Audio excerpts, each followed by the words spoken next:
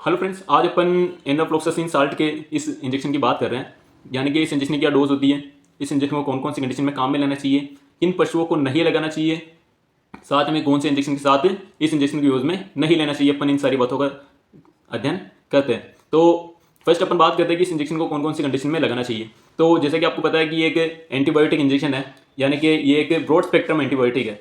इसको अपन gram positive bacterias पर भी यूज़ में ले सकते हैं और ग्राम नेगेटिव बैक्टीरियाज पे भी यूज़ में ले सकते हैं। यानी कि बैक्टीरियल इन्फेक्शन कोई सा भी अपन इस इंजेक्शन को यूज़ में ले सकते हैं। साथ ही में ही सांस से संबंधित यानी कि रेस्पिरेटरी ट्रैक्ट से संबंधित कोई सी बीमारी हो, यानी कि निमोनिया हो या कोई सी भी समस्या हो, अपन उस कंडीशन में इस इंजेक्शन के यूज़ में ले सकते हैं। साथ ही में ही मेस्टाइटिस हो गया, इस कंडीशन में अपन यूज़ में ले सकते हैं, क्योंकि ये भी बैक्टीरियल इन्फेक्शन यानी कि बैक्टीरिया से संबंधित कोई सी भी इन्फेक्शन हो, अपन इस इंजेक्शन को काम में ले सकते हैं। पशुओं में सर्दी जुकाम हो गया तो भी उस कंडीशन में अपन काम में ले सकते हैं। साथ में अब अपन बात करते हैं कि कौन कौन से पशुओं को इस इंजेक्शन को नहीं लगाना चाहिए।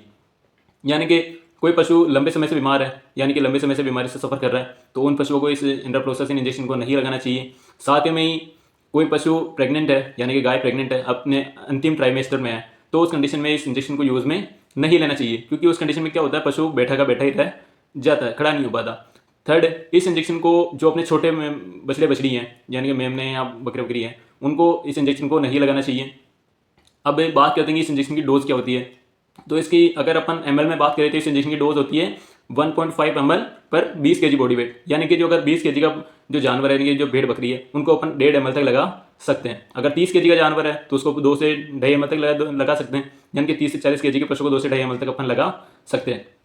अगर अपन बड़े पशुओं की बात करें, यानी कि पशुओं का वजन अगर 400 से 500 kg के मध्य है, तो उसको अपन 15 से 20 ml तक लगा सकते हैं। अब अपन बात करें कि इस ब्रॉड स्पेक्ट्रम एंटीबायोटिक को कौन से इंजेक्शन के साथ यूज़ में नहीं लेना चाहिए। तो इसको नॉर्मली अपने जो ओटीसी यानी ऑक्सीटेट्रासाइक्लिन इंजेक्शन आता है उसके साथ यूज़ में नहीं लेना चाहिए, क्योंकि ये दोनों ब्रॉड स्पेक्ट्रम एंटीबायोटिक्स हैं। अगर इन दोनों एंटीबायोटिक्स का अपन साथ में अगर पशु पे अप्लाई कर रहे हैं, यानी कि पशु को लगा रहे हैं, तो उससे उसके पशु के लीवर पे बहुत ज़्यादा इफेक्ट पड़ेगा और पशु खाना पीना कम कर देगा और उसका लीवर बिल्कुल डैमेज हो जाएगा।